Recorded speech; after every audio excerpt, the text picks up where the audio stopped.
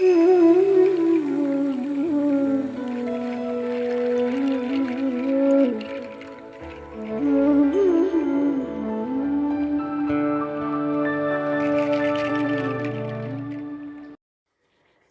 संसार में बिखरे हुए लोगों, विवेकहीन और श्रद्धा रहित संशय युक्त मनुष्य परमार्थ से अवश्य ही भ्रष्ट हो जाते हैं। ऐसे संशय युक्त मनुष्य के लिए न तो यह लोक है, न परलोक है, और न कोई सुख ही है। O scattered people on the earth, persons who possess neither faith nor knowledge, and who are of the doubting nature, suffer a downfall for the skeptical souls. There is no happiness either in this world or the next.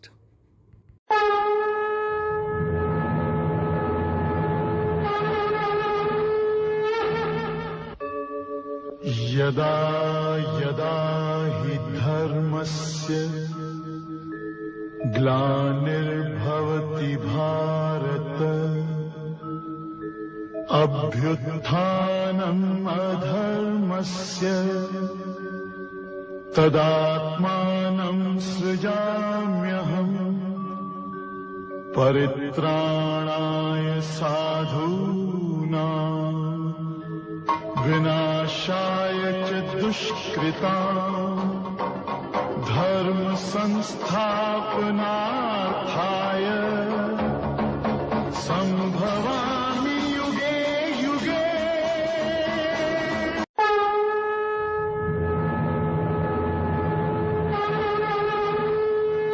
हे मनुष्य, गीता किसी विशेष व्यक्ति, किसी विशेष जाति, किसी विशेष वर्ग, किसी विशेष पंथ, किसी विशेष देश काल या किसी रूढ़िवादी विचारधारा वाला व्यक्ति का ग्रंथ नहीं है, बल्कि यह प्रत्येक जाति, प्रत्येक धर्म, चारों वर्ण, पाप योनि, चांडाल, पापी से भी महापापी, प्रत्येक आयु के प्रत्येक स्त्री पुरुष के लिए अर्थात सबके लिए है।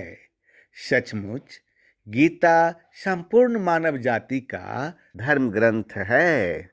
और कितने गौरव की बात है कि गीता आपका धर्म ग्रंथ है। Oh man, Gita is not a religious book of any person, any particular caste, any particular class, any particular sector, any particular country, or any orthodox ideological person.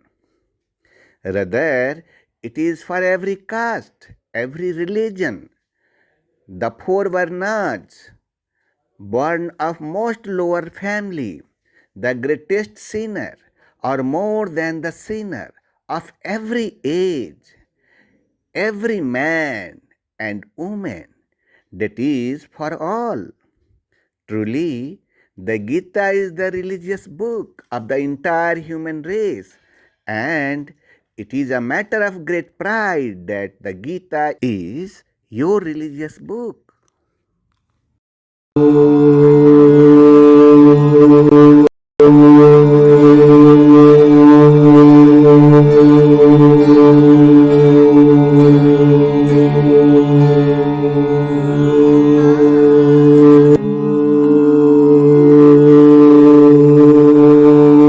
Scattered people on this earth, this program is such a journey that will change your life. This journey will take you to the destination of salvation and happiness. Watch this program comfortably, observe and go with it while watching. Do not allow the mind to inquire or analyze it.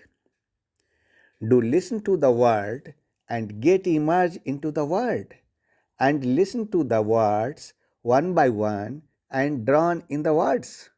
Just keep listening to the words and keep watching whether you reach the destination or not.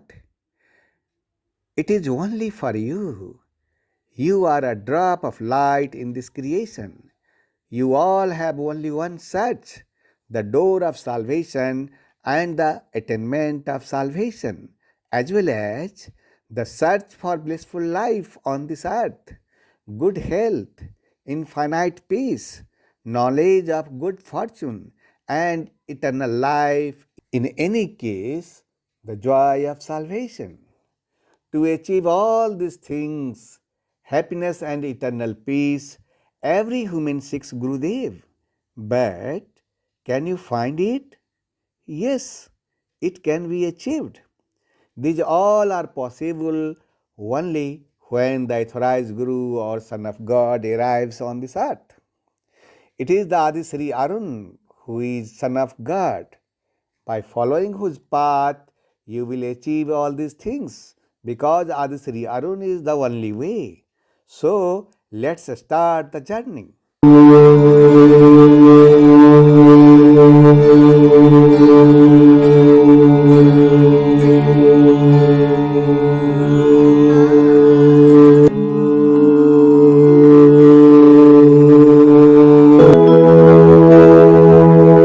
Today we have met the Almighty. Prabhu, we are your devotee. We glorify you from deep within.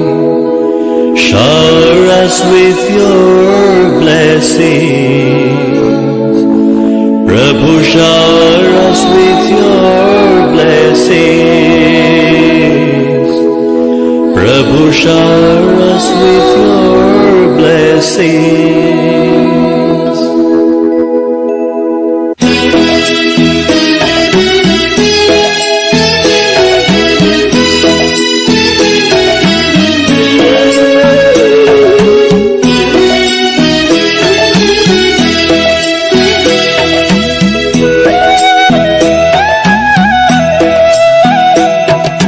Today we have met the Almighty. Prabhu, we are your devotee. We glorify you from deep within. Shower us with your blessings. Prabhu, shower us with your blessings. Prabhu, shower us with your blessings.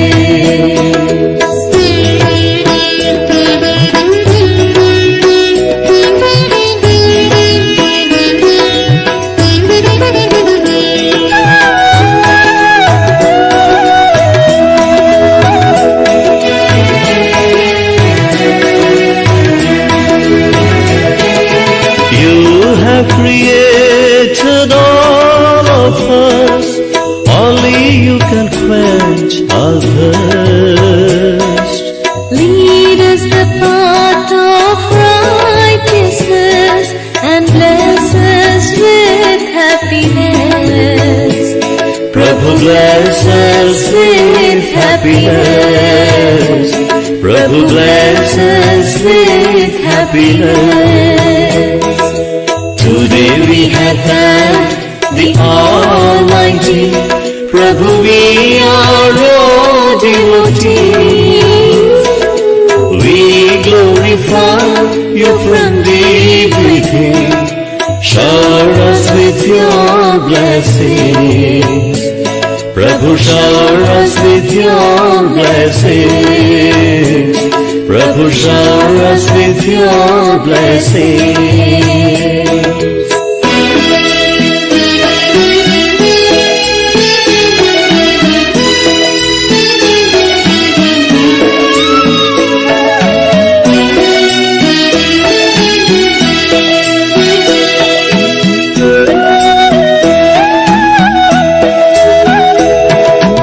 You're our heavenly Bhagavan.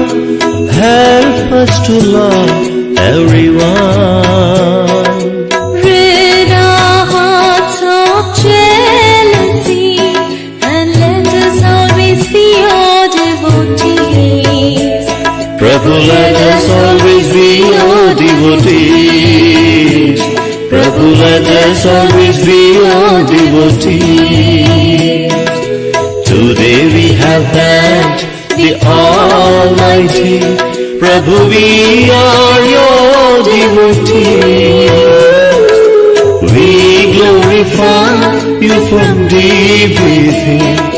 Shower us with your blessings. Prabhu, shower us with your blessings. Prabhu, shower us with your blessings.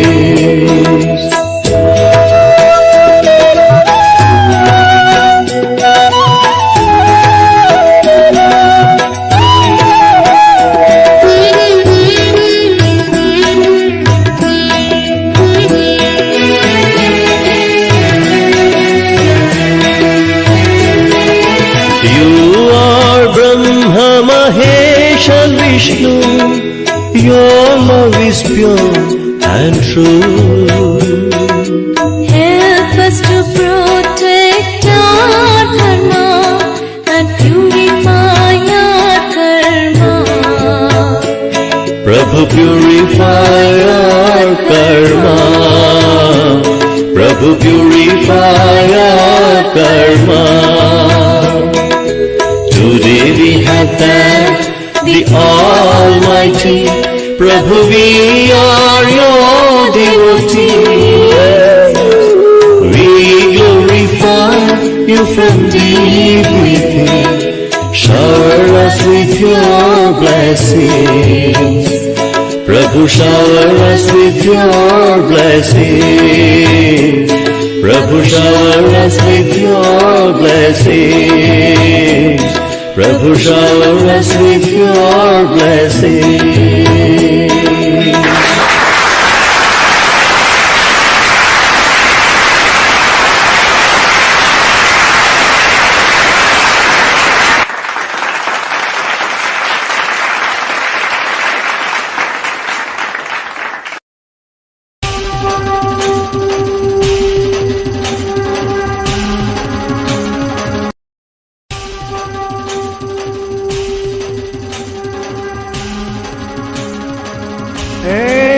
ईश्वर पुत्र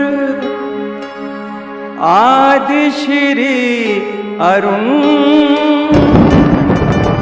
तेरा ब्रह्म ज्ञान व्यापक था, व्यापक है, व्यापक रहे।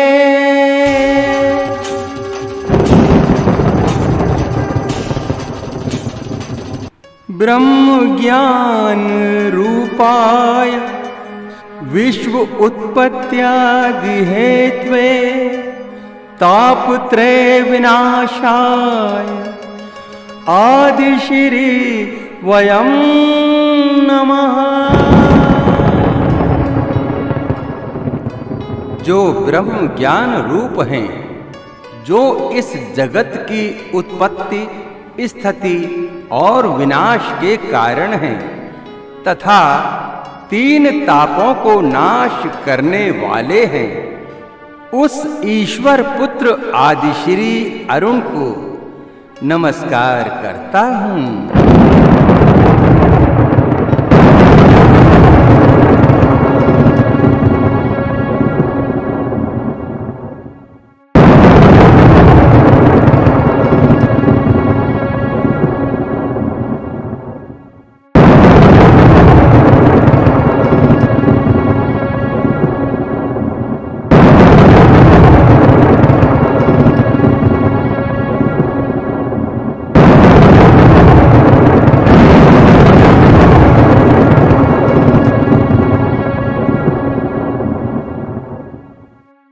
हे ईश्वर पुत्र आदि श्री अरुण, काल प्रशासन की प्रेरणा से मैं आपसे मंत्रणा करने आई हूँ।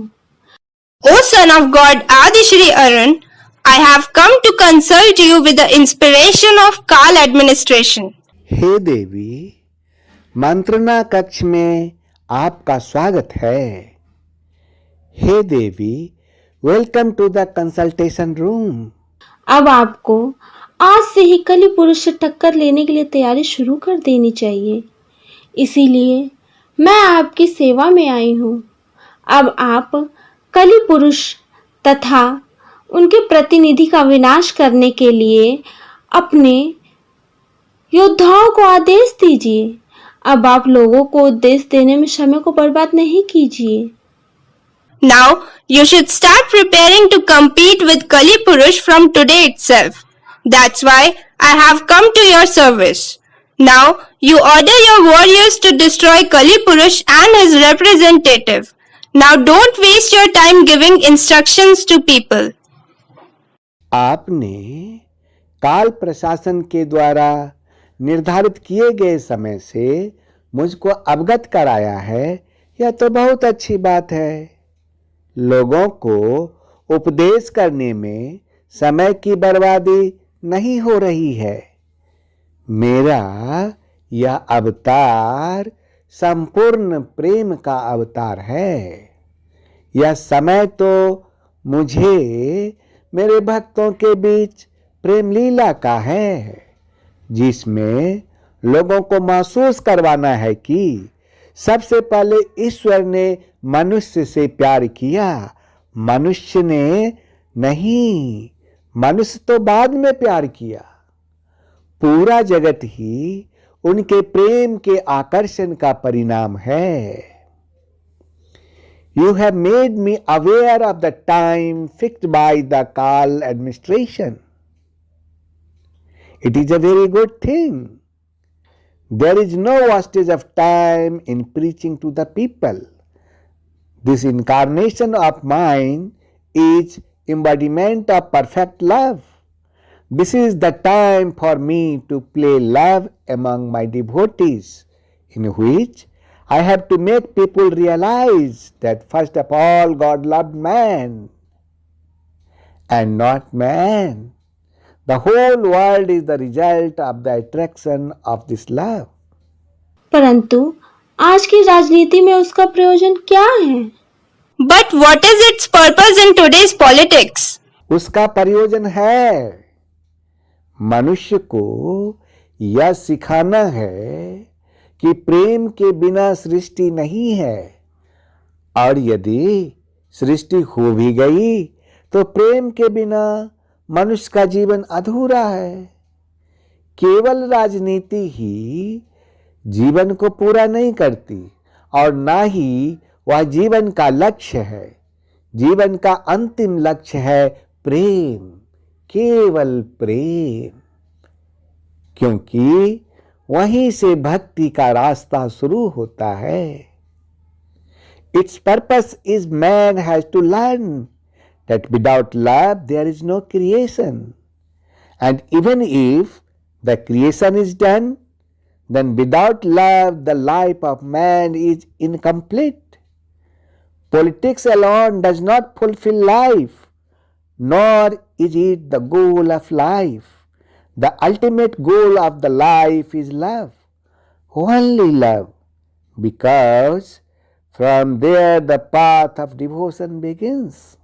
वो सब तो ठीक है, परंतु आज के समय में अमेरिका तो सुपर पावर है ही, लेकिन अमेरिका को छोड़कर 3 और देश सुपर पावर बनने का ख्वाब देख रहा है। आज की राजनीति ये कहती है कि अनेकों परमाणु बम से विकसित शक्तिशाली कई देश हैं, जिस पर कली पुरुष के प्रतिनिधि का शासन है। वह इस धरती को मनुष्य शून्य बना देने के लिए तैयार बैठी है। वह देश इस धरती को मनुष्य विहीन कर दे, उससे पहले इस शक्तियों को नष्ट कर देना चाहिए। That's all fine, but in today's time, America is a superpower.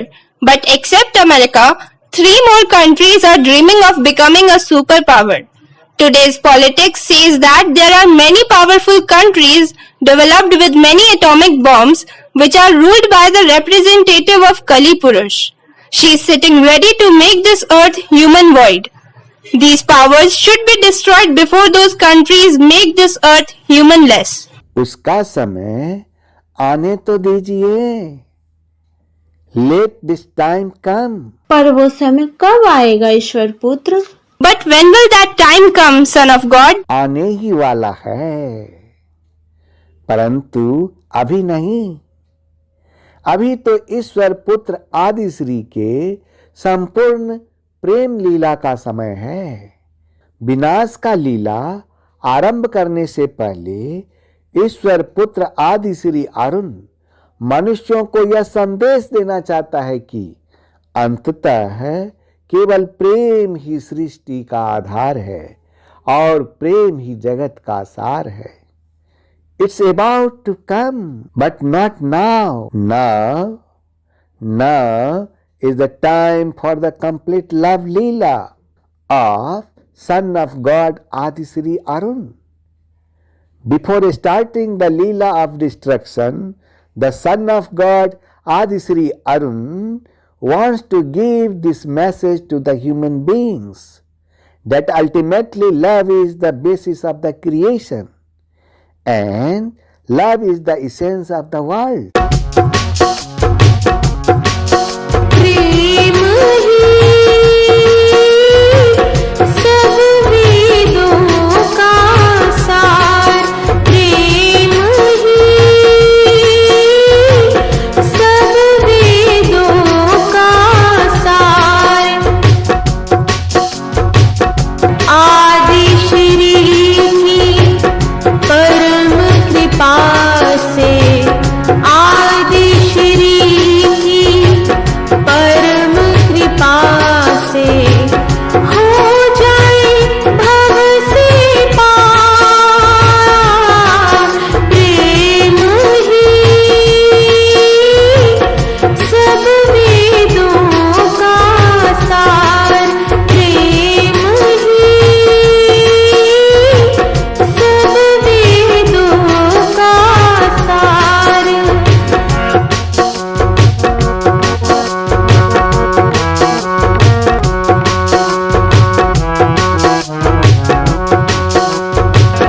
प्रेम के रस्ते पर चल कर ही, प्रेम के रस्ते पर चल कर ही अमृत सागर नदियाँ आए, अमृत सागर नदियाँ आए। इस नदिया से आगे चल के, इस नदिया से आगे चल के प्रेम के सागर में खो जाए, प्रेम के सागर में खो जाए।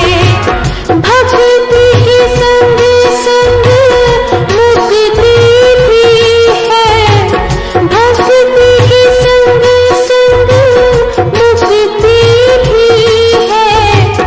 हो जाए भव से पार, प्रेम ही सब वेदों का सार, प्रेम ही सब वेदों का सार, प्रेम ही सब वेदों का सार। वाह वाह, आपके जैसे संगीतकार के संगीत के शब्दों में उस परम शक्ति की कैसे व्याख्या है। वास्तव में संगीतकार की दूरदृष्टि ही समय की सीमाओं को लांघकर उस परम शक्ति को देख सकती है कि वह शाश्वत है। वाह! What is the explanation of the supreme power in the words of music? The words of music of a musician like you. In fact, only the foresight of the musician can transcend the limits of the time and see the supreme power that is eternal.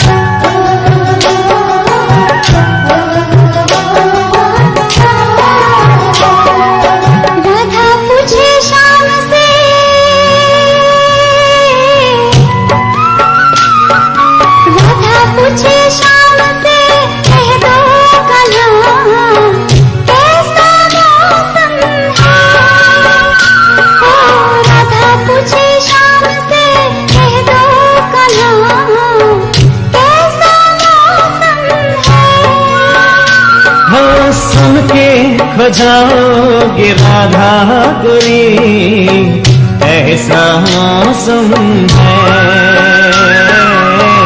ऐसा मौसम है।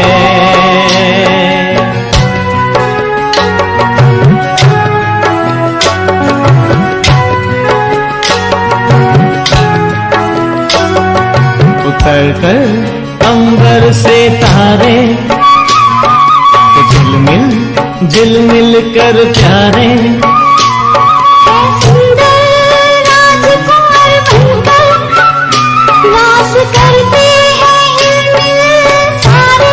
ये कितना दिव्य नजारा है, प्यारा स्वर्ग हमारा है। राधा पूछे शाम से, हो राधा पूछे शाम से, कह दो कन्हा कैसा मौसम है।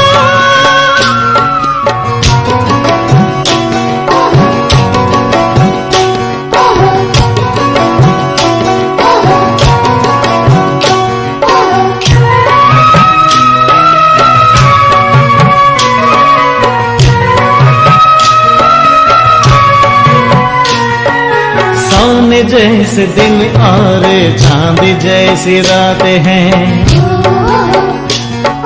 सोने जैसे दिन और चांद जैसी रात हैं, हीरो के महल पे जवाहर की बरसात, सोने जैसे दिन और चांद जैसी रात हैं,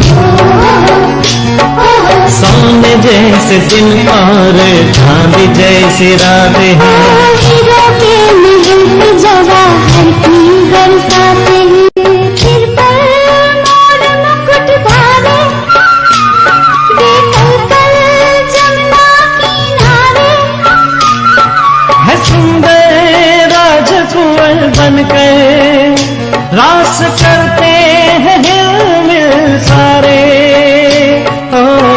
सोने जैसे दिन और चांद जैसी रात हैं,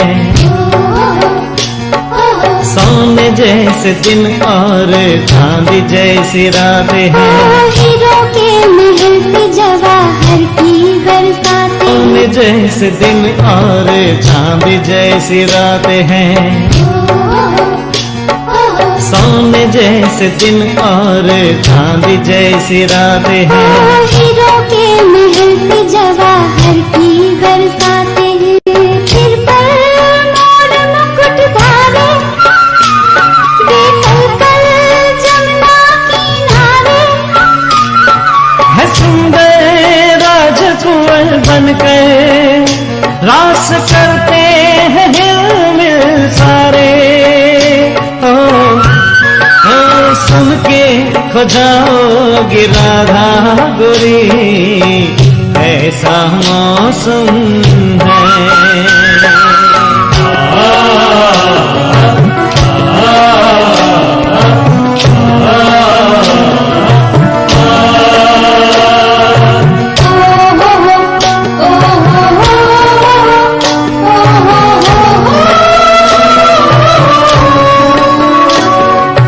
पावन मुखड़ों पे प्यारी मुस्कान है, ओ पावन मुखड़ों पे प्यारी मुस्कान है, बागों में बहारों में ये सुख की भरी खाने, बागों में बहारों में ये सुख की भरी खाने, फसा में हम मन के गुब्बारे, दिशा में खुशी के फुवारे, है सुंदर राजकुंवर बनकर रास करते हैं हिलमिल सारे। ओ राधा पूछे शाम से, हो राधा पूछे शाम से, कह दो कन्हा कैसा मौसम है।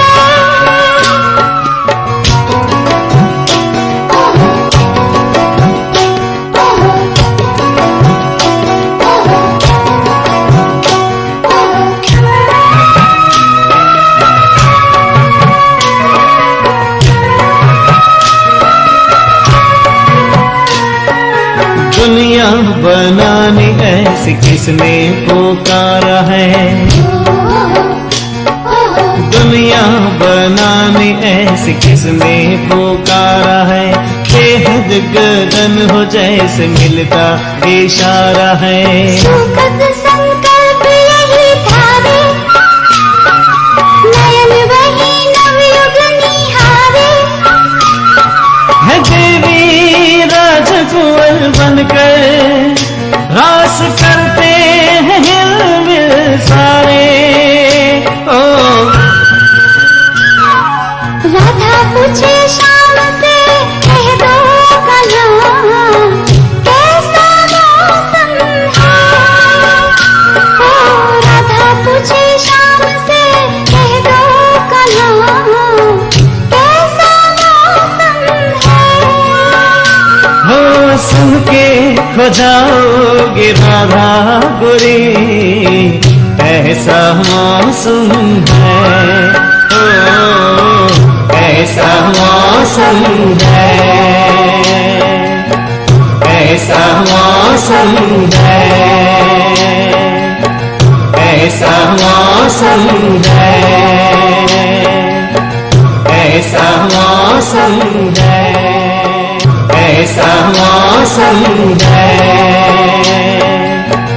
ऐसा मौसम है,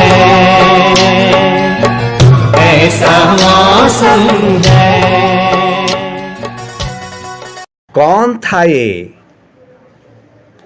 कोई दिव्य शक्ति थी, महाशक्ति।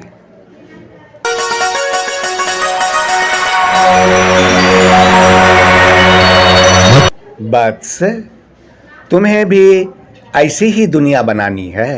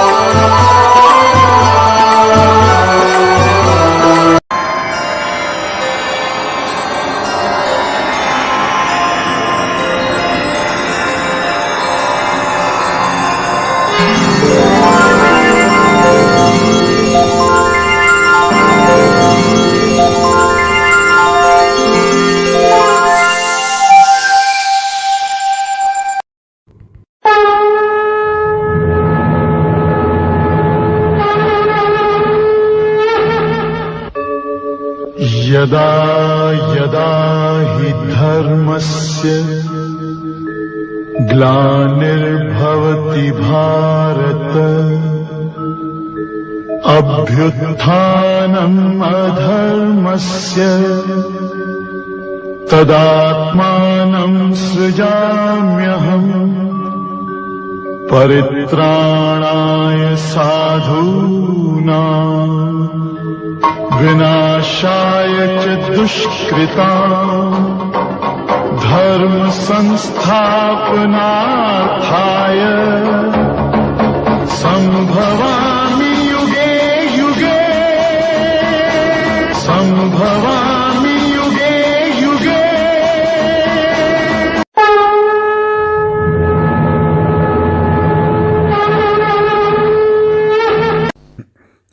हे मनुष्य, गीता मेरा वास स्थान है और मैं इसी पर शयन करता हूँ तथा मैं इसी के ज्ञान के आधार पर तीनों लोकों का पालन पोषण करता हूँ। गीता संपूर्ण मानव जाति का धर्म शास्त्र है जिसमें प्रत्येक मनुष्य के मन में उठने वाली प्रत्येक प्रश्न का जवाब है। अर्थात गीता के श्लोक में मनुष्य के जीवन की हर समस्या का हल छिपा है। गीता के 18 अध्याय और 700 श्लोक में कर्म, धर्म, कर्मफल, जन्म, मृत्यु, सत्य और असत्य आदि जीवन से जुड़े प्रश्नों के उत्तर मौजूद हैं। गीता अपने अंदर भगवान श्री कृष्ण अथवा ईश्वर पुत्र आदि श्री अरुण के उपदेशों को समेटे हुए है। गीता को वेदों और उपनिषदों का सार माना जाता है। जो लोग वेदों को पढ़ने में असमर्थ हैं वे लोग गीता को पढ़कर ज्ञान की प्राप्ति कर सकते हैं। गीता न केवल जीने का सही तरीका बताती है बल्कि यह ईश्वर के अनंत रूप से ही आपको रूबरू करा देगी। इस क्षणभंगुर दुनिया में दुख, क्रोध, अहंकार, ईर्ष्या इत्यादि से पीड़ित आत्माओं को गीता अध्यात्म का मार्ग दिखाकर मोक्ष की प्राप्ति करवाती है। गीता में धीरज, संतोष, शांति, मोक्ष और सिद्धि को प्राप्त करने के बारे में उपदेश दिया गया है। हे मनुष्य, ईश्वर पुत्र आदि श्री अरुण आपसे यह कहता है कि यह दुनिया बहुत बड़ा युद्ध भूमि है। असली कुरुक्षेत्र तो तुम्हारे अंदर है। अज्ञानता और अविद्या धृतराष्ट्र है और हरेक आत्मा अर्जुन है और तुम्हारे आत्मा में ईश्वर का निवास है जो इस रथ रूपी इस रथ का सारथी है। इंद्रियां इस रथ के घोड़े हैं। कामना, क्रोध तथा लोभ ही मनुष्य का महान शत्रु है। गीता मनुष्य के जीवन के शत्रुओं से लड़ना सिखाती है और ईश्वर से गहरा नाता जोड़ने में मदद करती है। गीता अध्याय 3 में अर्जुन ने भगवान श्री कृष्ण के सामने यह प्रश्न रखा कि जब आप कहते हैं कि ज्ञान योग श्रेष्ठ है तो आप मुझे युद्ध रूप भयंकर कर्मों में क्यों लगाते हैं। अर्जुन की निष्काम कर्म योग से अच्छा ज्ञान योग लगा। अर्जुन अच्छी तरह से समझ चुका था कि ज्ञान योग और कर्म योग दोनों मार्गों में ही कर्म करना पड़ेगा। लेकिन अर्जुन भगवान श्री कृष्ण से उन दोनों मार्गों में से किसी एक को चुनने के लिए कहते हैं जो अर्जुन के लिए सबसे कल्याणकारी होगा। भगवान श्री कृष्ण उसे तत्वदर्शी ज्ञानी पुरुष की शरण लेने के लिए प्रेरित करते हैं। क्यों? क्योंकि समझने के लिए केवल एक वही स्थान है। आगे भगवान श्री कृष्ण और ईश्वर पुत्र आदि श्री अरुण क्या कहते हैं, इसको जानने के लिए आपको रेडिएंट उपदेश ऑफ गीता चैप्टर 5 के सफर में चलने के लिए निकल पड़िए। तो क्या आप रेडिएंट उपदेश ऑफ गीता चैप्टर 5 के सफर में चलने के लिए तैयार हैं?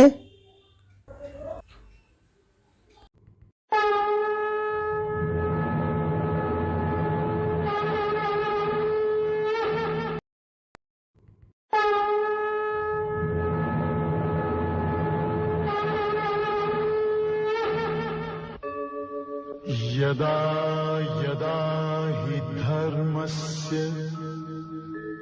ग्लानिर्भवति भारत अभ्युत्थानम् अधर्मस्य तदात्मानं सृजाम्यहम् परित्राणाय साधूनां विनाशाय च दुष्कृतां धर्म संस्थापनार्थाय संभवामि युगे युगे संभवामि युगे युगे।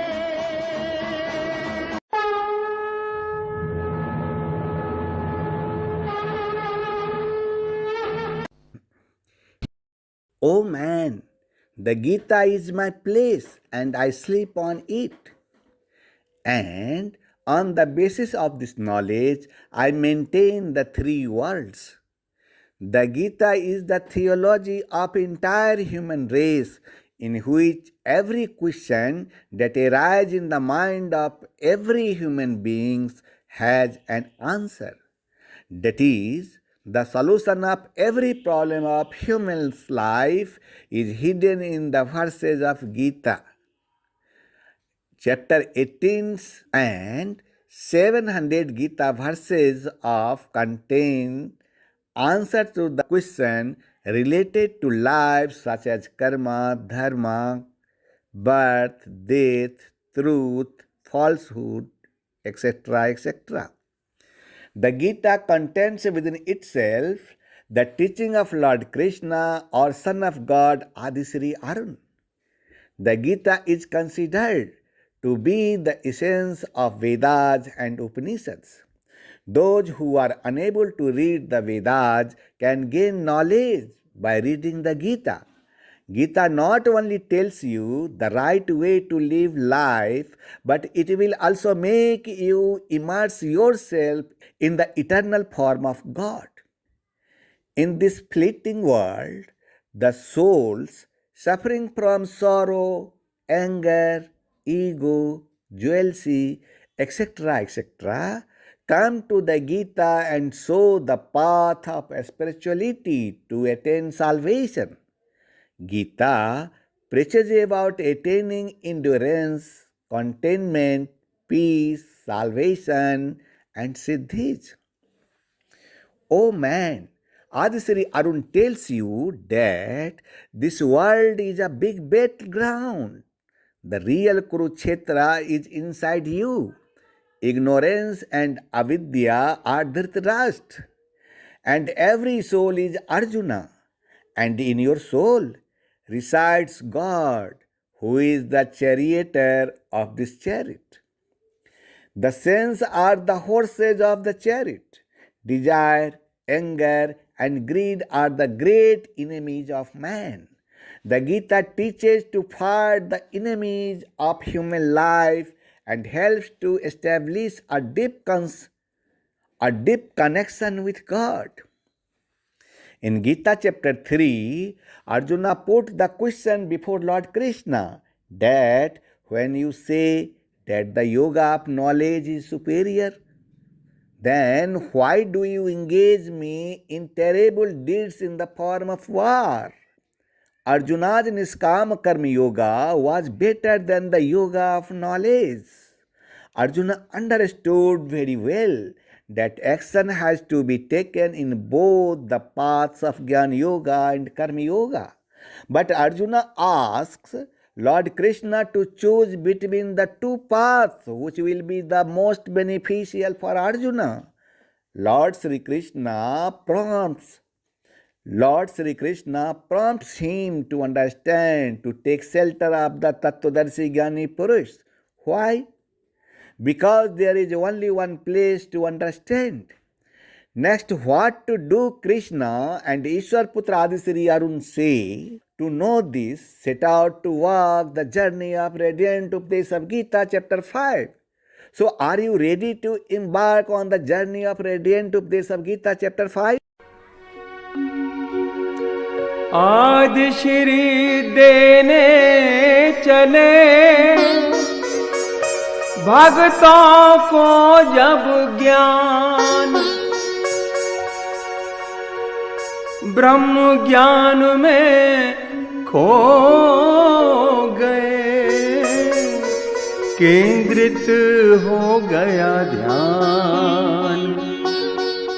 जब देने को चल दिए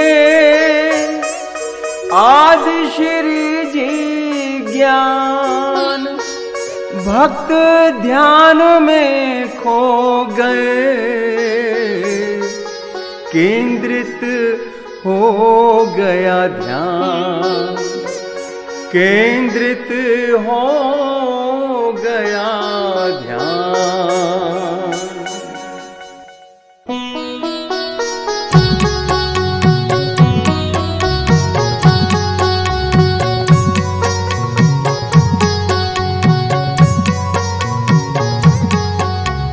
ब्रह्मा जागे नारद चौंके, ब्रह्मा जागे नारद चौंके, त्रिभुवन में कौतूहल जागा। चारों दिशाएं शांत हुई और ध्यान धारा पे सभी का लागा। चारों दिशाएं शांत हुई और ध्यान धारा पे सभी का लागा। गीता का महाज्ञान सुनने को,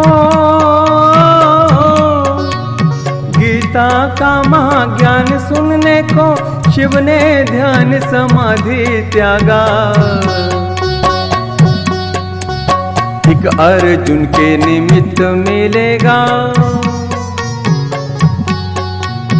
एक अर्जुन के निमित्त मिलेगा, ज्ञानामृत सबको बिनु मांगा।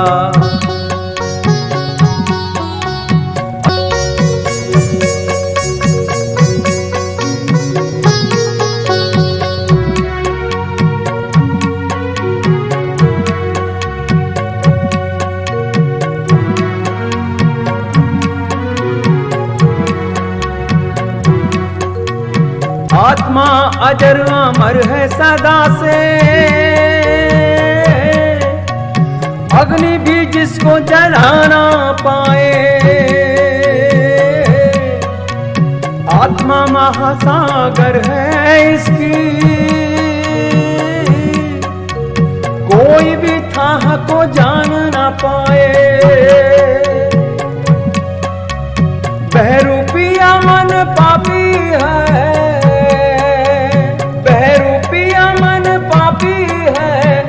तो हर पल स्वांग रचाए।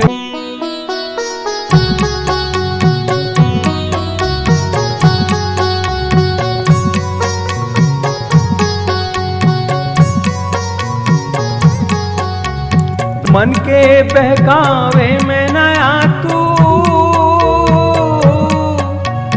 ये मन बहकावे में डाले। मन के बहकावे में नया तू, ये मन बहकावे में डाले। तू इस मन का दास ना बन, इस मन को अपना दास बना ले।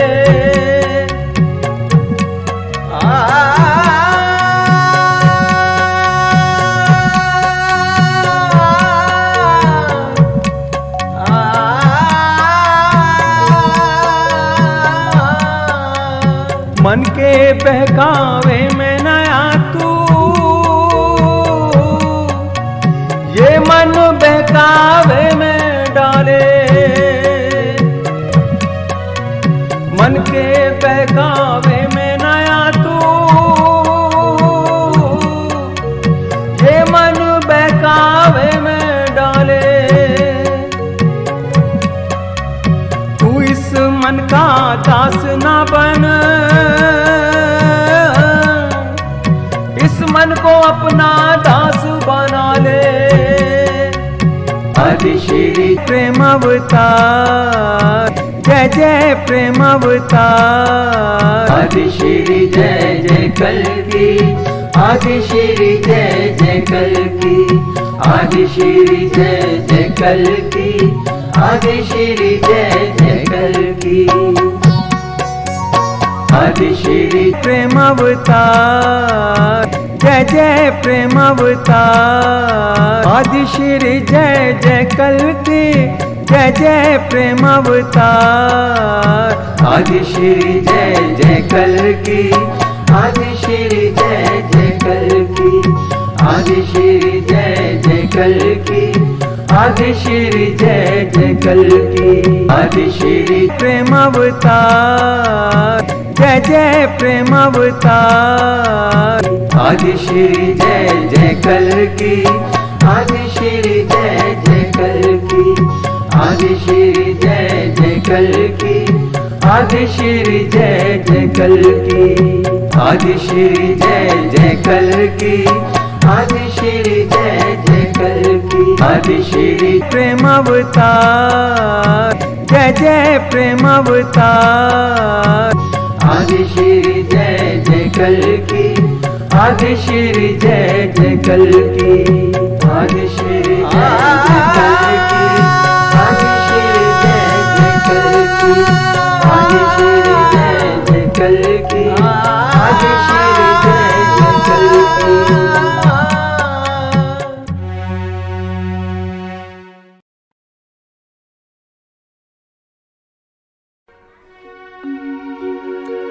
आदि श्री देने चले भक्तों को जब ज्ञान, ब्रह्म ज्ञान में खो गए, केंद्रित हो गया ध्यान। जब देने को चल दिए आदि श्री जी ज्ञान, भक्त ध्यान में खो गए,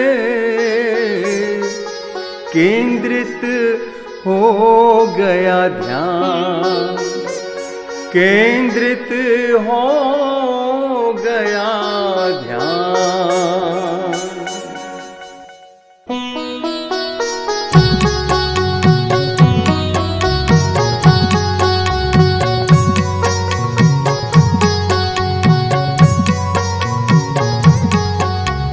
ब्रह्मा जागे नारद चौंके,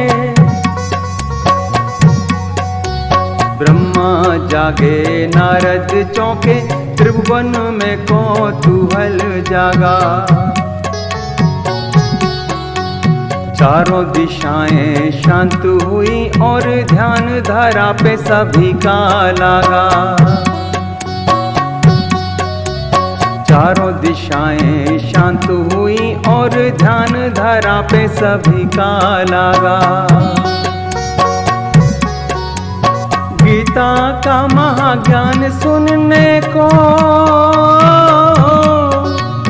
गीता का महाज्ञान सुनने को शिव ने ध्यान समाधि त्यागा। एक अर्जुन के निमित्त मिलेगा, एक अर्जुन के निमित्त मिलेगा, ज्ञानामृत सबको बिनु मांगा।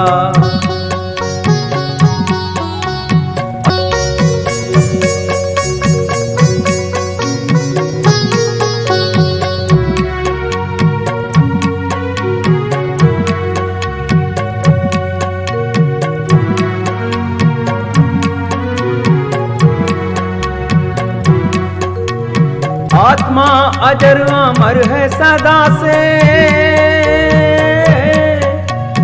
अग्नि भी जिसको जला ना पाए। आत्मा महासागर है इसकी, कोई भी थाह को जान ना पाए। बहरूपिया मन पापी है, बहरूपिया मन पापी है, ये तो हर पल स्वांग रचाए।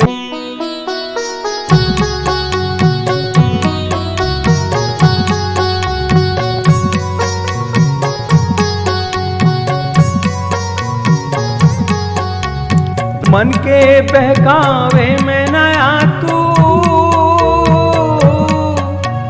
ये मन बहकावे में डाले।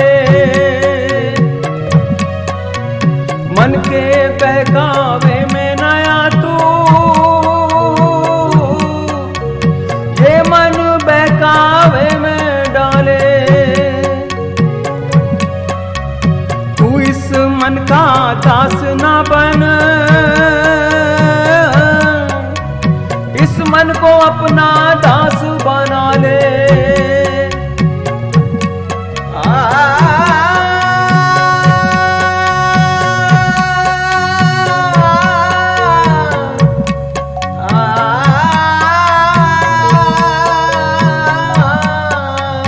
मन के बहकावे में नया तू, ये मन बहकावे में डाले। मन के बहकावे में नया तू, ये मन बहकावे में डाले। तू इस मन का दास ना बन, इस मन को अपना दास बना ले। आदि श्री प्रेम अवतार, जय जय प्रेम अवतार। आदि श्री जय जय कल की, आदि श्री जय जय कल की, आदि श्री जय जय कल की, आदि श्री जय जय कल की।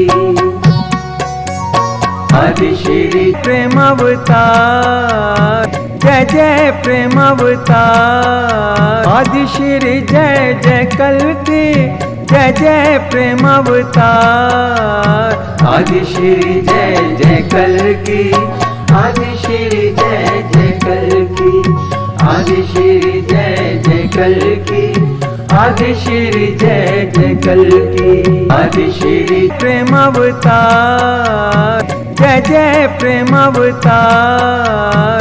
आदि श्री जय जय कल की, आदि श्री जय जय कल की, आदि श्री जय जय कल की, आदि श्री जय जय कल की। आदि श्री जय जय कल की, आदि श्री जय जय कल की। आदि श्री प्रेम अवतार, जय जय प्रेम अवतार।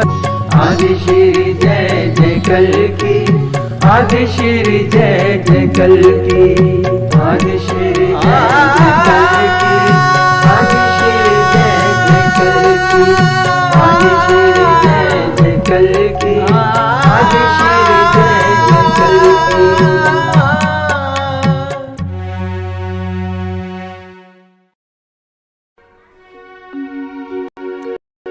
आदि श्री देने चले भक्तों को जब ज्ञान,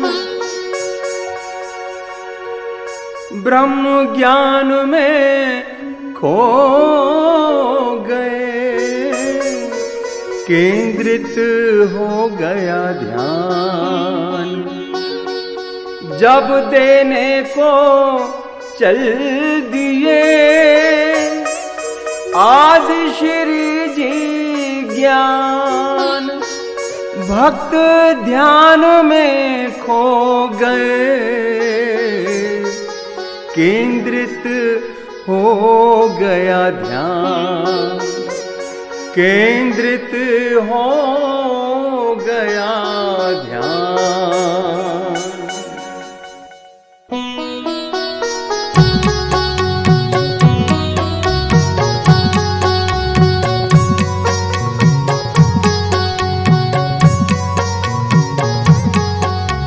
ब्रह्मा जागे नारद चौंके,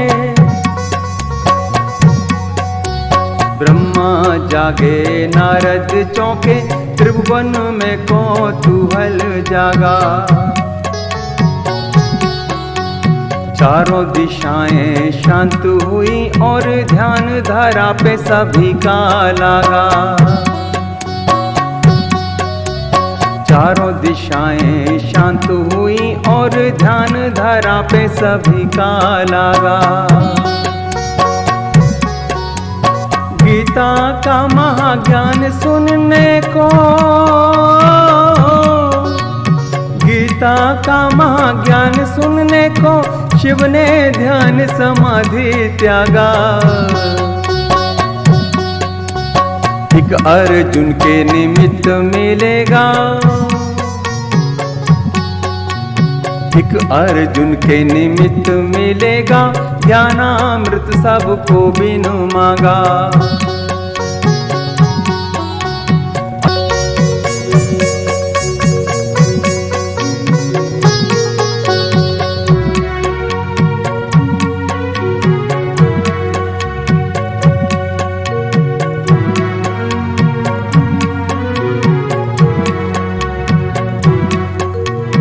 आत्मा अजर अमर है सदा से, अग्नि भी जिसको जला ना पाए। आत्मा महासागर है इसकी, कोई भी थाह को जान ना पाए। बहरूपिया मन पापी है,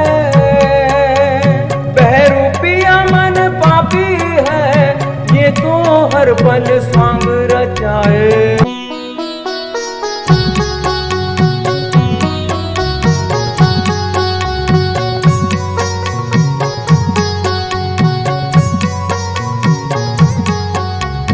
मन के बहकावे में नया तू, ये मन बहकावे में डाले। मन के बहकावे में नया तू, ये मन बहकावे में डाले। तू इस मन का दास ना बन,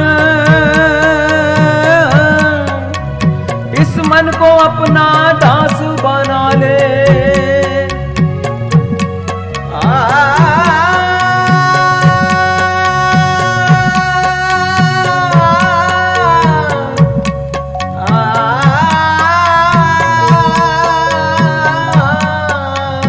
मन के बहकावे में नया तू,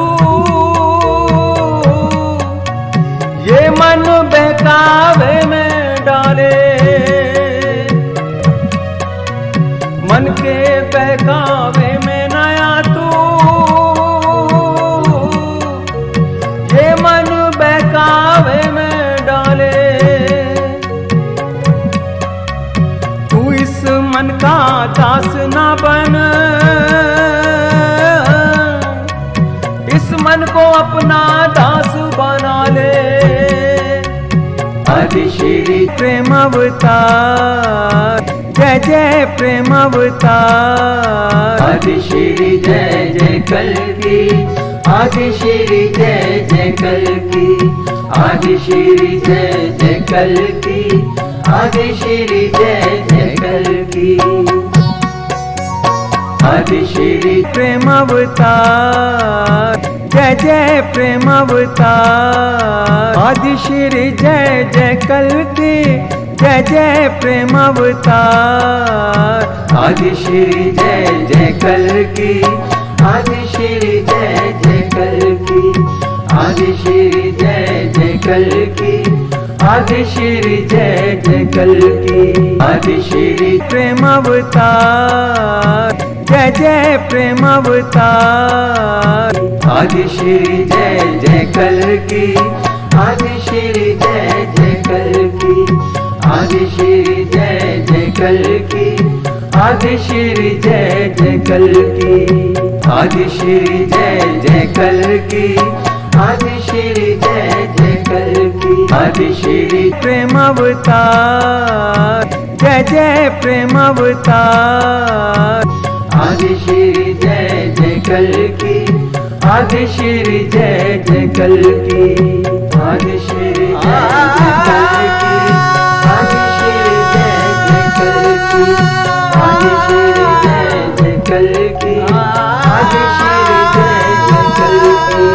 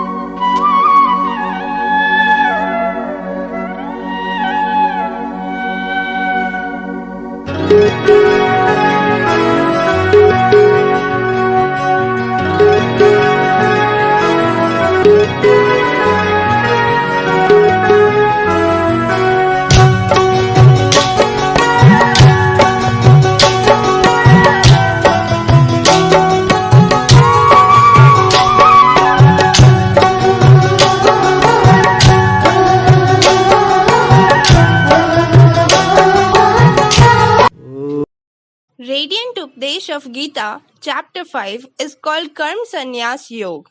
While traveling in the Ganges of Gita, you have come to Chapter 5. O man, the Gita is the essence of the Vedas and the Upanishads. If you understand the Gita well, then understand that you have acquired the knowledge of the Vedas. Therefore, there is no greater knowledge than the Gita. If you understand the Gita well, there is nothing in the world that you cannot do. So let me now begin the journey of Radiant Updesh of Gita Chapter 5. O man, in Radiant Updesh of Gita Chapter 4, you received the amazing knowledge through Son of God Adi Shri Arun. The Son of God Adi Shri Arun or Lord Shri Krishna told that in the beginning of this cycle, I taught this eternal science of yoga to the God Son, Vivaswan.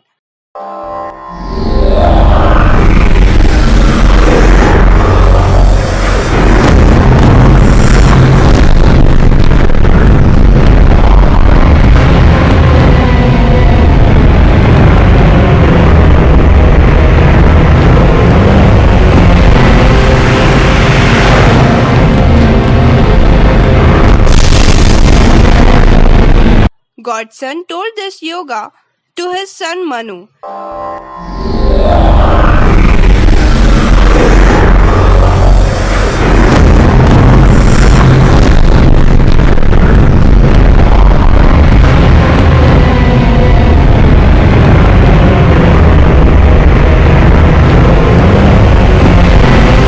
Manu told this yoga to his son Ikshwaku.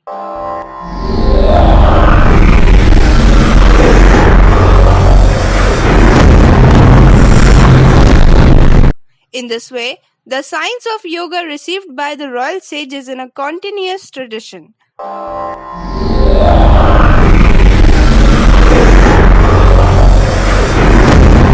But with a long passage of time, it was lost to the world. Today, I have told you this ancient yoga because you are my devotee and also my friend. Therefore, I am imparting this secret knowledge to you. The second time he said, "O man, I am not born like ordinary beings. I am imperishable and also unborn. I am the God of all beings. Therefore, I am not born like a natural man. Rather, I subjugate nature and manifest through my Yogmaya."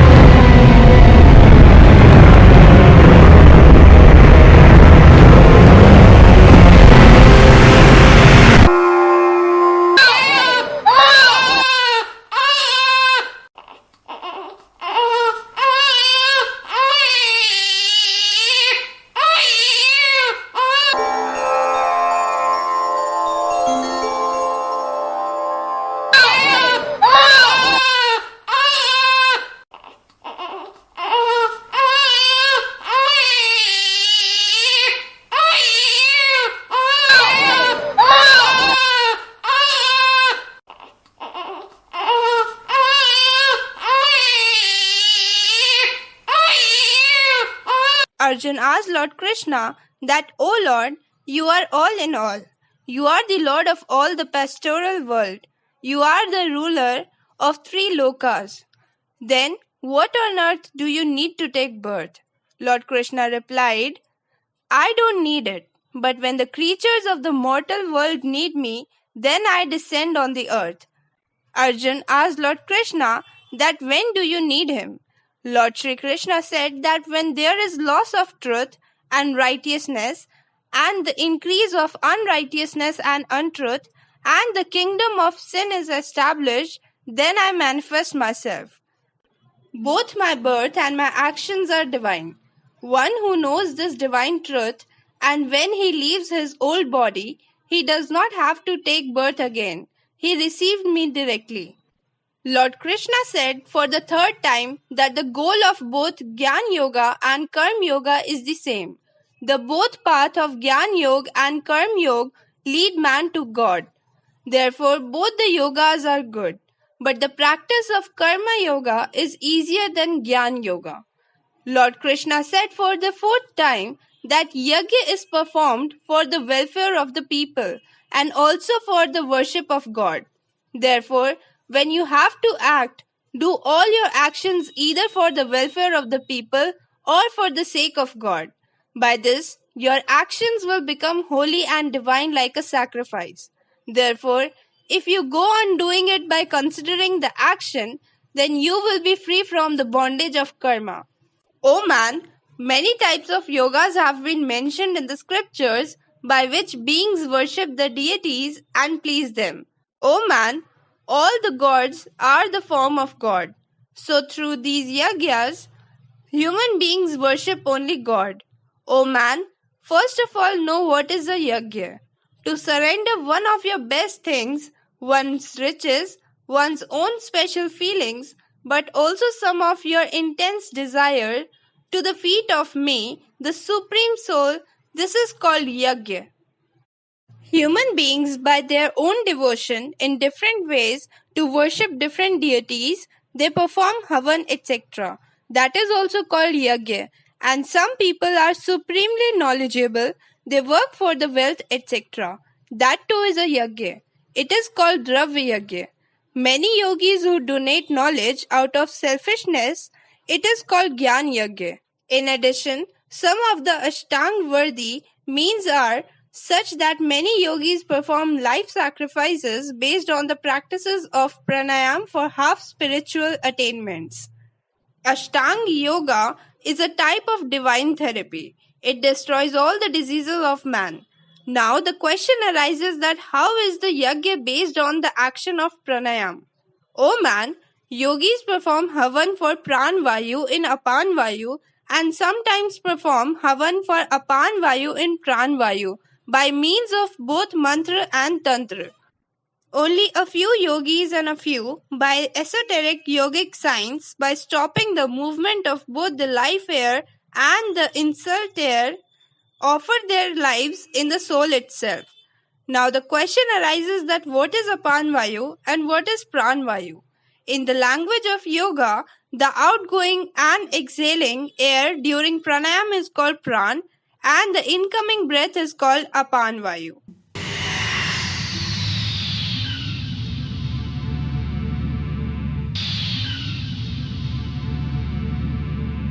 Pranayam is also a yajna. At the time of this yajna, the exhalation of pran and apan, that is in belief drawn in, is supplemented by pranayam with the havan.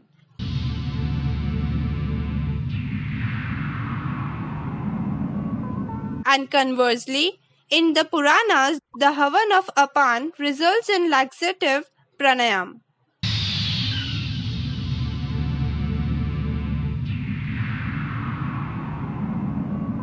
With the cessation of both pran and apan, that pranayam becomes kumbhak.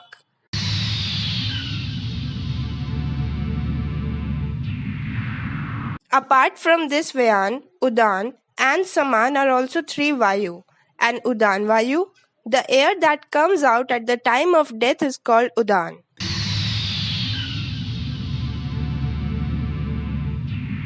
The one who delivers the same hormonal juice to all the places in the body is called Saman.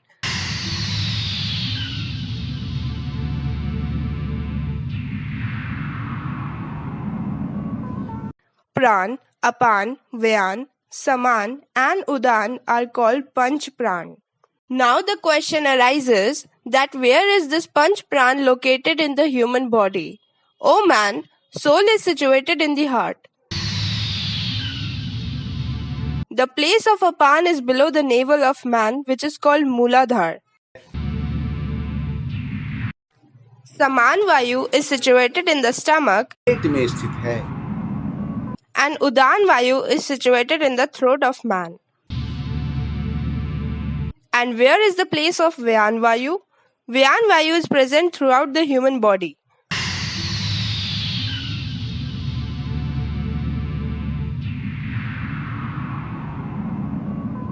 According to Yoga Shastra, by doing pranayam and yoga, longevity is obtained for doing public welfare works. It also gives physical and mental health, which gives spiritual consciousness to the creature. मानसिक स्वास्थ्य भी मिलता है जिससे प्राणी को Now get ready and see what all things Radiant Updesh of Gita chapter 5 has to offer you in your journey. O God, you have told many types of yajnas, and especially liquid yajna is not possible either for the poor man. That is why, O Lord, tell us that which is the best and which is the best yajna so that people can be benefited. O man, the sacrifice of knowledge is the best, ignoring the liquid sacrifice.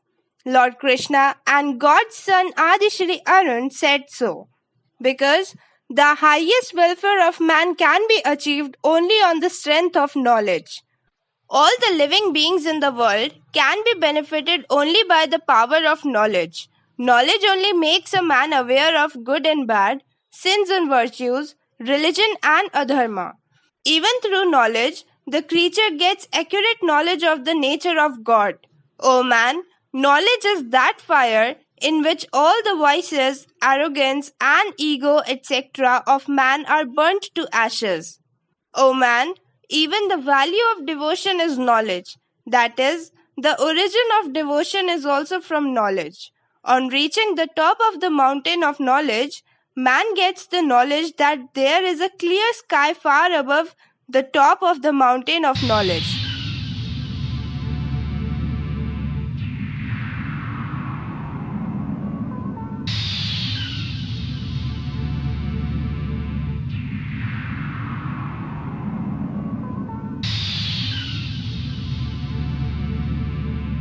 where there is the kingdom of devotion, and when the creature reaches the sky of devotion, then the same God, holding the hand of that devotee, takes him to his lotus feet. O man, understand that by climbing the last ladder of knowledge, one gets the wings of faith, and with the help of the wings of faith, one starts flying in the sky of devotion.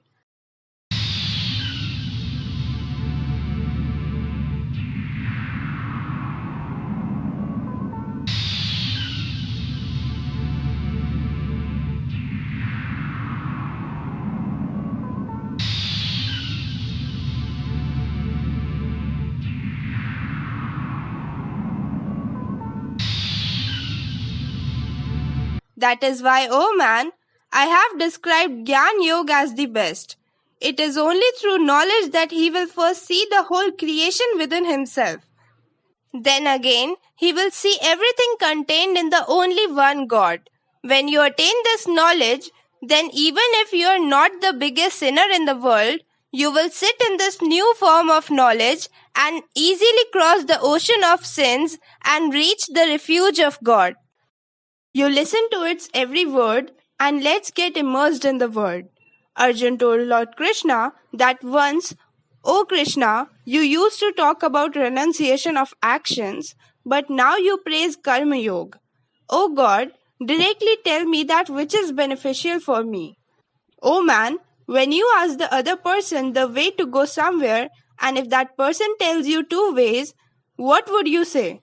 "Hey brother, tell me which is the easiest way from where I can reach my destination soon." Where you do not get the right answer, then like Arjun, you should never hold back to get the answer. One just has to live his daily life with integrity and duty.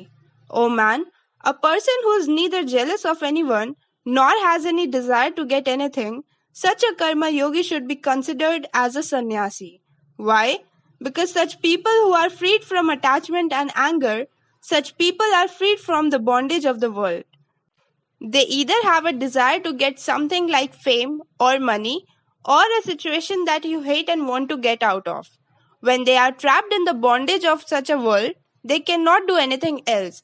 They just go on getting stuck.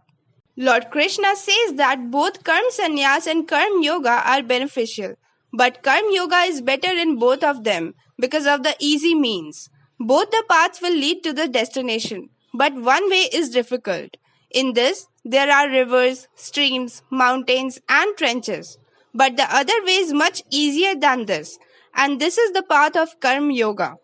Karma Yoga is the path that each of us can do at all times. No special preparation is required for this. But oh man, there is nothing better than if you can leave both of them. If you have neither desire nor hatred for anyone, then you will become such a karma yogi who will be considered a true sannyasi. Oh man, those who accept that renunciation and karma yoga yield different results, such people are also great fools among fools. Oh man, sannyas and karma are two different paths and whose destination is that God in whom you have to meet one day. Don't believe the sannyasis who leave the world in ochre-colored clothes and live by begging. The real sannyasi is the one who has conquered his feelings. Oh man, the person who considers good and bad to be the same and who wants to attain God by staying in karma yoga is also not wrong, because you have to choose your own path. Oh man, it is the final destination for knowledge yogis to reach the supreme abode, and the final destination for karma yogis to reach the supreme abode. Therefore, a sensible person should consider Gyan Yoga and Karma Yoga one and the same. Oh man, those who go from place to place giving knowledge that worship God all the time and do not do any work, it is hypocrisy. Oh man, just as Gyan Yoga is the way to reach the destination, in the same way, you can also reach the destination through Karma Yoga. The point to be noted in this is that the son of God Adi Shri Arun or Lord Shri Krishna never talks of leaving the family or giving up his duty. Oh man, today I want to explain to you the importance of Karma Yoga. The son of God Adi Shri Arun says that sannyas means knowledge yoga. Even in sannyas yoga, the accomplishment of Gyan Yoga is attained only by resorting to Karma Yoga. O man, if you rise above the philosophy of the people of the world and consider my words, then only you will be able to get rid of the bondage of the world and know the truth. If you want to know the truth, then the ego as I am and I do it has to be dropped. Pay attention to how to leave it. The senses are stronger than the physical body. Therefore, control the physical body with the senses. The mind is stronger than the senses. Therefore, control the senses with the mind. Knowledge is stronger than mind because knowledge judges right or wrong. Thus, control the mind with knowledge. Therefore, by controlling the senses with the intellect, do karma completely by giving up the desire for the fruit. Whatever you do, offer it to the God. By doing this, the good and inauspicious results produced by that action will be destroyed and you will be saved from the bondage of karma. If you act in the way I have told you, your ego will automatically drop. Oh man, even if you have taken the help of Gyan Yoga, then you will have to do this Karma Yoga. So you tell me why should not do Karma Yoga directly? Oh man, if you fill the water of the river in the pitcher, it remains only water. That's how you came out of that God and you belong to him. There will be no difference between you and the God. A sack is rice. You take it to the shop to sell. The shopkeeper does not charge the price by looking at each and every rice of that sack. He inserts the bama in the sack, takes out a sample of rice and sees it, and guesses that this sack will contain the same rice, and on the basis of this sample decides the price of rice. In the same way, to know how God is, you should know your soul. How is your soul? The soul is a small particle of light or a subtler than a subtle light. He is pure, calm and blissful. O man, the person whose mind is under his control, who has conquered the senses and who is absolutely pure from within and has made himself absolutely pure. Such a karma yogi does not fall in the trap of karma even while performing such karma. When a person comes to a very pure state, then he is faced with his own soul. Oh man, this is the biggest truth of the world, and this is the whole game of knowing someone, and this is being explained by the Son of God, Adi Shri Arun, in different ways. आत्मा है वह सत्य की जिसको शस्त्र काट नहीं पावे हो।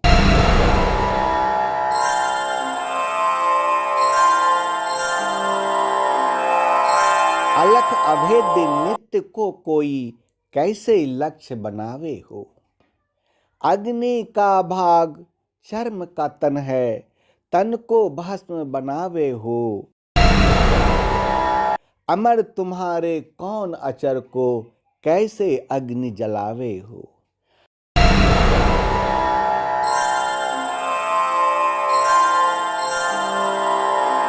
आत्मा नहीं माटी की मूरत जिसको नीर गलावे हो।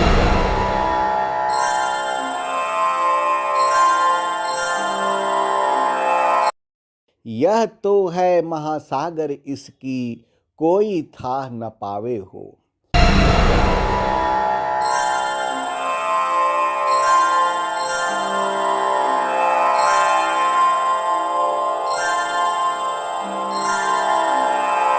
मन से बड़ा बहुरूपिया न कोई, पल पल रचता स्वांग निराले। माया ममता में उलझा रहे वो, पर जाए जो मन के पाले।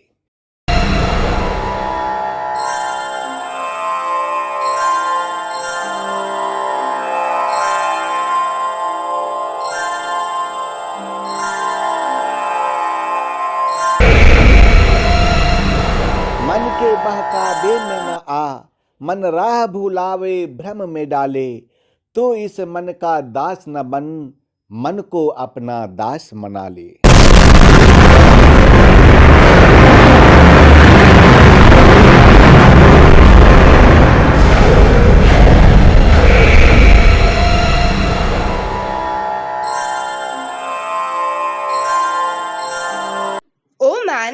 One who has come to know this truth and one who has attained this knowledge sees, hears, touches, smells, eats, sleeps, breathes, speaks and does everything.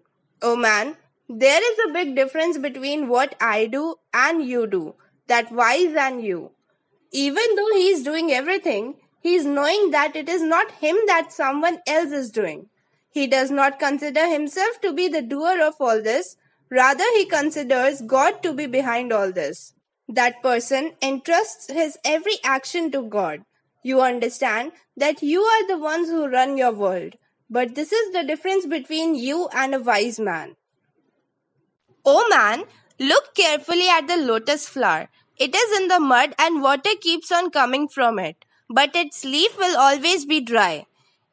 It does not indulge in it even after being in the mud. This is the sign of a wise man. Such a person is called a wise person who lives in this world, performs all his duties, but does not get indulged in it, and does not get caught in their whirlwinds. Oh man, you cannot escape responsibilities. Running away from responsibilities is cowardice. Responsibilities are to be fulfilled by every human being. All the work of the world will have to be done, but this work has to be done in such a way that you do not have to get stuck. Oh man, who are karma yogis? Just try to understand them. Yogis perform actions with their body, mind, intellect or senses, but they keep on offering or surrendering every action from within. From the outside, it seems that they are doing everything just like us. Just like we have family, servants, jobs, everything is like mine. But it just looks like this. In fact, the yogi is very calm and serious from inside, because that person has come to know the relationship between the inner soul and the supreme soul. After that, he does all the work. आदि श्री ने फिर से बताया गीता का वो ज्ञान, गीता का वो ज्ञान।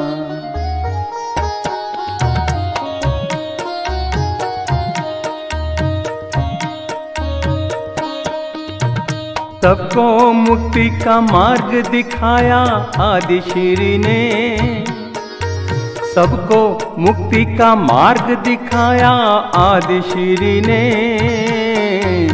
अद्भुत गीता का ज्ञान बताया आदि श्री ने, अद्भुत गीता का ज्ञान बताया आदि श्री ने। सबको मुक्ति का मार्ग दिखाया आदि श्री ने, अद्भुत गीता का ज्ञान बताया आदि श्री ने, अद्भुत गीता का ज्ञान बताया आदि श्री ने। अद्भुत अद्भुत अद्भुत है ये गीता का ज्ञान, अद्भुत अद्भुत अद्भुत है ये गीता का ज्ञान।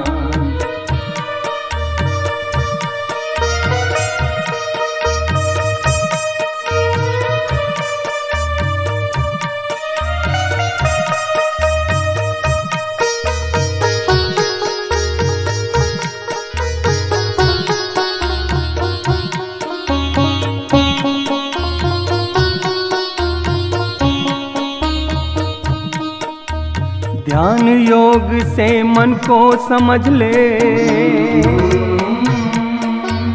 ध्यान योग से मन को समझ ले। इंद्रियों को अपने वश में कर ले, इंद्रियों को अपने वश में कर ले। ब्रह्म ज्ञान का पाठ पढ़ाया, ब्रह्म ज्ञान का पाठ पढ़ाया आदि श्री ने। अद्भुत गीता का ज्ञान बताया आदि श्री ने, अद्भुत गीता का ज्ञान बताया आदि श्री ने।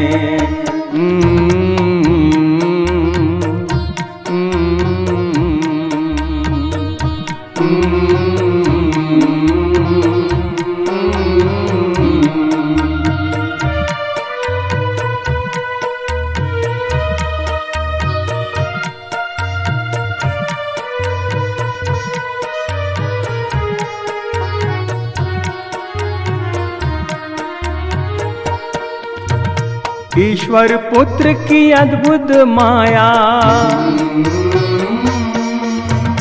ईश्वर पुत्र की अद्भुत माया,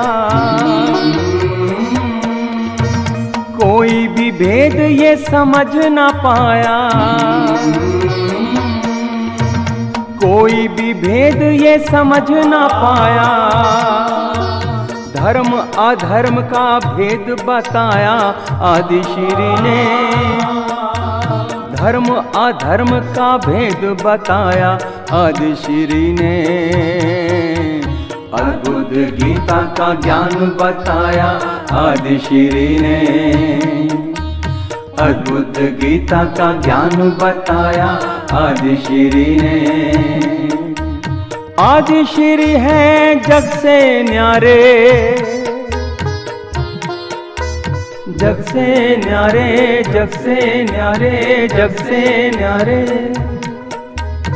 आदि श्री है जग से न्यारे, न्यारे, जग से न्यारे, जग से मन को वश में करते हैं जो,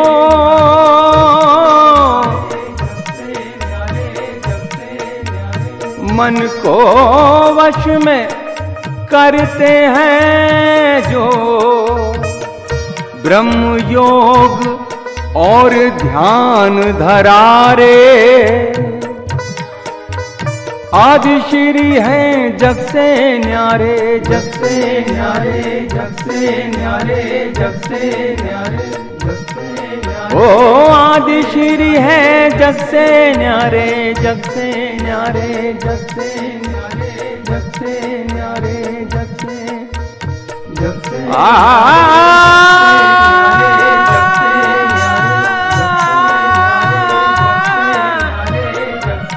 आदि श्री है जग से न्यारे, जग से न्यारे, से न्यारे।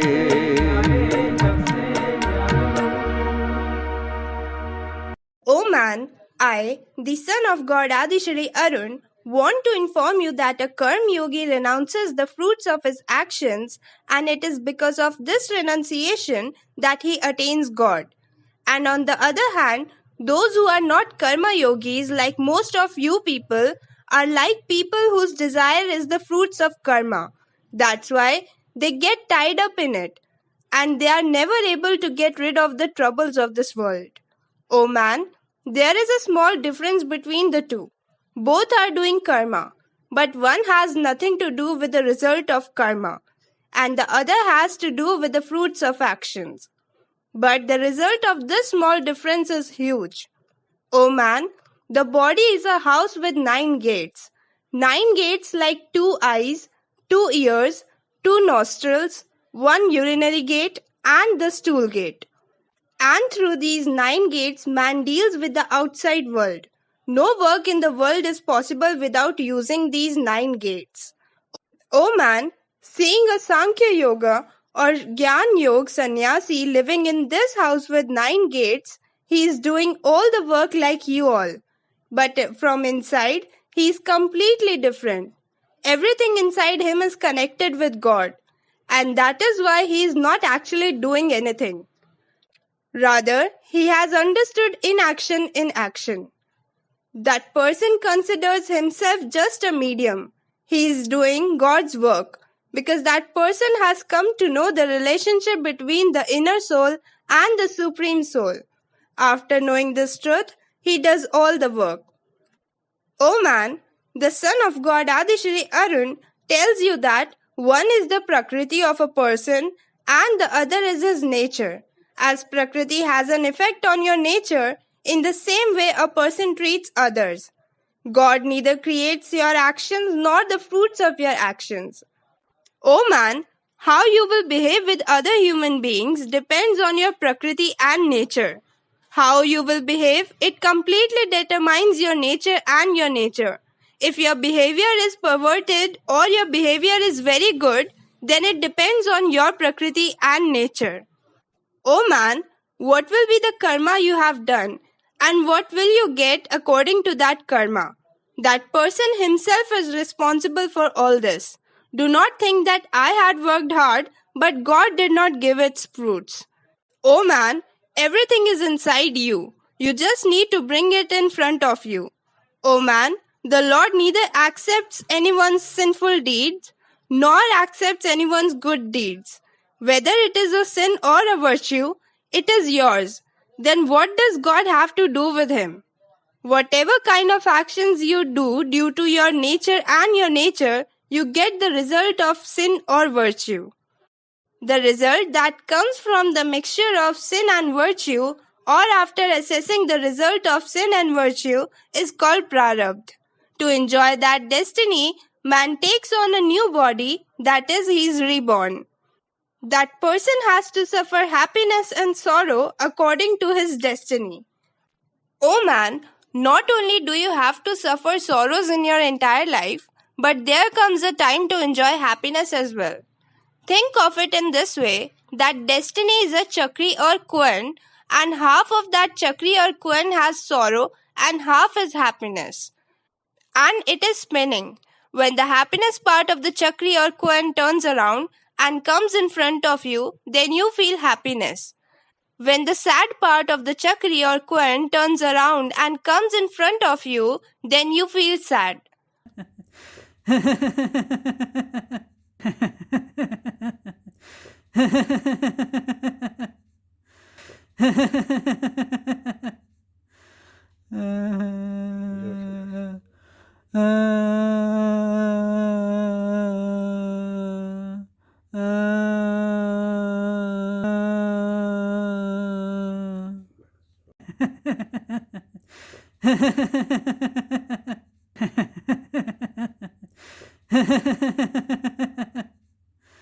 हे मनुष्य, तुम कर्म कर सकते हो, कर्म करने के लिए संकल्प कर सकते हो, परंतु इसका फल पाना तुम्हारे हाथ में नहीं है। मान लो कि अच्छा भोजन बना है और भोजन खाने के लिए तुमको दिया गया है। भोजन स्वादिष्ट भी है और तुम इसको खाने के लिए हाथ से उठाकर मुंह में डालने वाले हो, परंतु यदि खाना का निवाला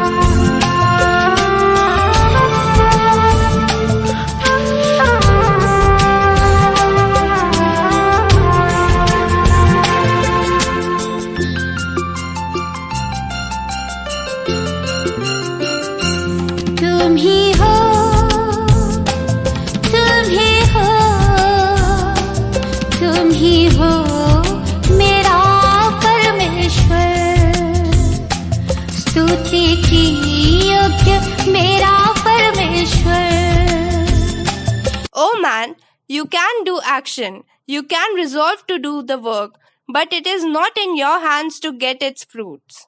Suppose good food is prepared and food is given to you to eat.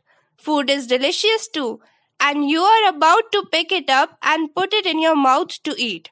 But if you do not have a morsel of food in your destiny, then you will not be able to keep even a grain of food in your mouth. Oh man, only the resolution of your action is in your hands, but its fruits are not in your possession. Oh man, I will tell you how. Oh man, just imagine the scene in front of a rich man, in front of a large delicious food platter by the neighbors. The plates are of gold, hot dishes are full of which he is very happy to see. He takes the first bite with great pleasure. Have seen that if you are not in destiny, even reaching the mouth, the morsel is snatched away.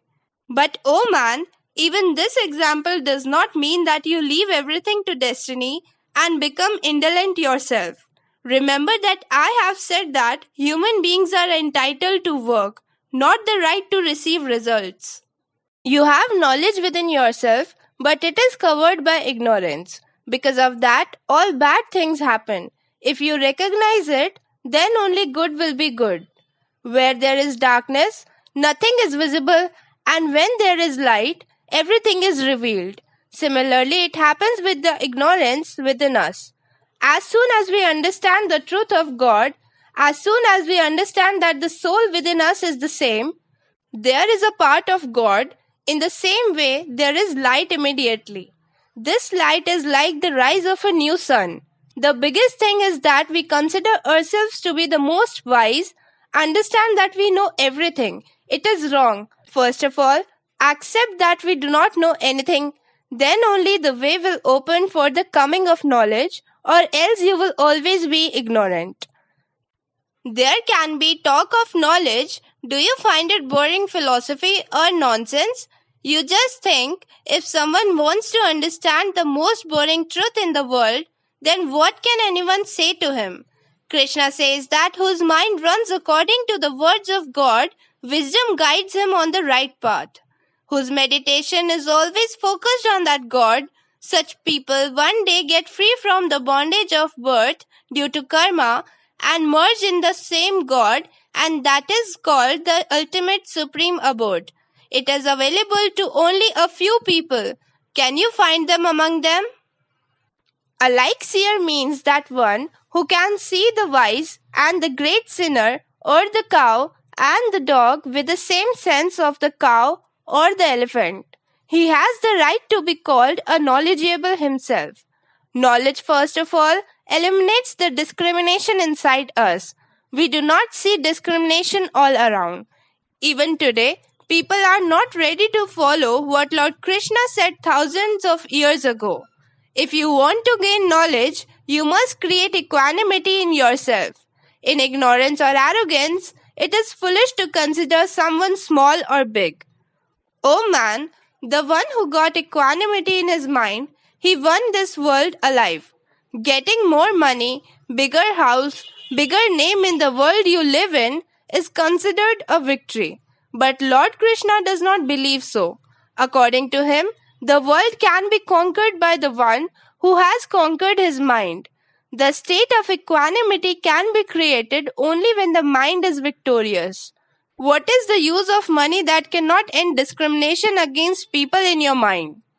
A man who is not happy when he is good and does not get upset when he is bad, he is called a person with stable intellect and doubtless. Steady intelligence means not getting distracted in difficult situations. That is, when a decision has to be taken even in difficult situations, then in that situation also your intellect should remain stable and the decision should be taken right. Eyes see, ears hear, tongue tells taste, skin touches. Enjoyment of these senses and their objects gives you pleasure. You get happiness from all this. O man, in fact, the enjoyment of all these senses is the cause of all your miseries. Food tastes good only as long as you are eating it. Listening to something good also gives pleasure only for a short time. Therefore, all the pleasures of the senses are perishable. That is why wise men do not get caught up in the pleasures of these senses. O man, those who are all pleasures arising from the union of senses and objects, although they feel pleasure in the form of pleasure to the objects of the object, are also the cause of sorrow and are the beginning end, that is impermanent. That is why the wise and prudent man does not indulge in them. The person who leaves the pleasures outside and looks inside himself after coming out of the pleasures of the senses and who recognizes his inner soul and remains happy in it, that person is knowledgeable. And such a person attains supreme God. O man, whose all sins have been eradicated, whose doubts have been removed by knowledge, who are engaged in the welfare of all beings, and whose winning mind, while doing his work, is situated in the Supreme God, only such a person attains the God. O man, the seeker who is able to bear the velocity arising from this human body, even before the body is destroyed, is the Purush Yogi, and he is the only one who is happy. O man, the person who is happy in the soul, who enjoys himself in the soul, and who is knowledgeable in the soul, the Sankhya Yogi, who attains oneness with the Supreme Soul, attains to the peaceful Brahm. O man, whose all sins have been destroyed, whose doubts are cleared by knowledge, who are engaged in the welfare of all beings, and whose conquered mind is fixed in the Supreme Lord, they attain to the Brahmavetta Purush, peaceful Brahm. O man, without contemplating the pleasures of the outside, by taking them out and having the eyes fixed in the middle of the forehead, and equalizing the pran and the apan air that moves in the nostrils, one whose senses, mind and intellect are victorious, one who is liberated, the sage has become free from desire, fear and anger, he is always free. O man, he who shall consider me the enjoyer of sacrifices and all that is internally pure, and who is devoted to me, the God of all the worlds and the well-wisher of all the beings, attains true, everlasting peace. O man, this was the radiant Updesh of Gita chapter 5, in which I cleared your dilemma and told that both Sannyas Yoga or Gyan Yoga and the Karma Yoga lead to God, but Karma Yoga is better than Sannyas Yoga, that is Gyan Yoga. It is the link between this world and that world. Oh man, today you heard chapter 5 of Radiant Updesh of Gita, and here you give permission to your son of God Adishari Arun. Now next Thursday, I will come again in front of you with the 6th chapter of Radiant Updesh of Gita. On that day, you will be ready to go on the journey of the 6th chapter of Radiant Updesh of Gita. Till then, you wait.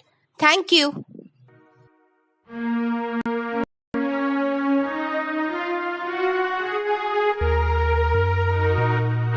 साथ सदा है जिनके रहते, साथ सदा है जिनके रहते, श्री कल के भगवान आदि श्री ने फिर से बताया गीता का वो ज्ञान, गीता का वो ज्ञान।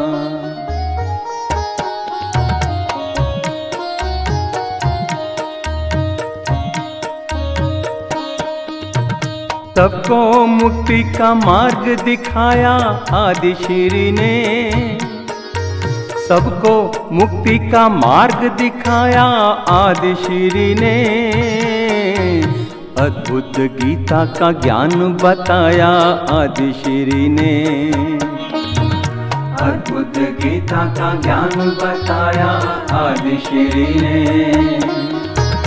सबको मुक्ति का मार्ग दिखाया आदि श्री ने, अद्भुत गीता का ज्ञान बताया आदि श्री ने, अद्भुत गीता का ज्ञान बताया आदि श्री ने। अद्भुत अद्भुत अद्भुत है ये गीता का ज्ञान, अद्भुत अद्भुत अद्भुत है ये गीता का ज्ञान।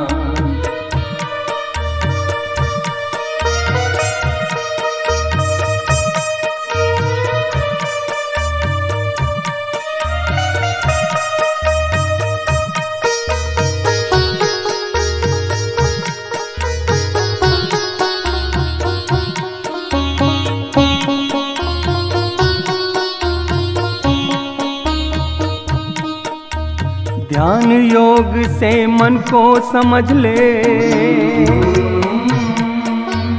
ध्यान योग से मन को समझ ले, इंद्रियों को अपने वश में कर ले, इंद्रियों को अपने वश में कर ले, ब्रह्म ज्ञान का पाठ पढ़ाया, ब्रह्म ज्ञान का पाठ पढ़ाया आदि श्री ने, अद्भुत गीता का ज्ञान बताया आदि श्री ने, अद्भुत गीता का ज्ञान बताया आदि श्री ने।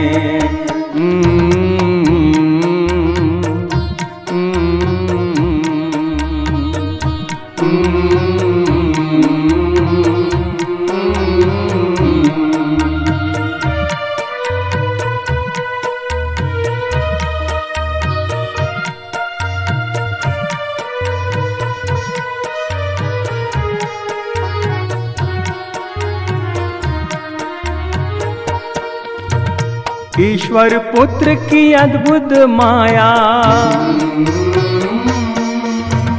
ईश्वर पुत्र की अद्भुत माया, कोई भी भेद ये समझ ना पाया, कोई भी भेद ये समझ ना पाया, धर्म अधर्म का भेद बताया आदि श्री ने, धर्म अधर्म का भेद बताया आदि श्री ने, अद्भुत गीता का ज्ञान बताया आदि श्री ने, अद्भुत गीता का ज्ञान बताया आदि श्री ने। आदि श्री है जग से न्यारे, जग से न्यारे, जग से न्यारे, जग से न्यारे, आदि श्री है जग से न्यारे, न्यारे, जग से न्यारे, जग से मन को वश में करते हैं जो,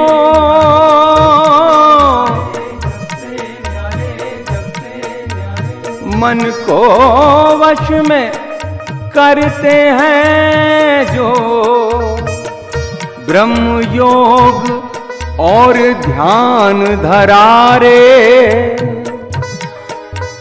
आदि श्री है जग से न्यारे, जग से न्यारे, जग से न्यारे, जग से न्यारे, जग से न्यारे। ओ आदि श्री है जग से न्यारे, जग से न्यारे, जग से न्यारे, जग से न्यारे, जग से, जग से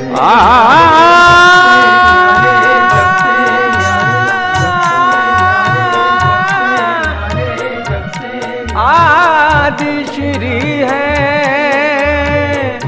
जग से न्यारे, जग से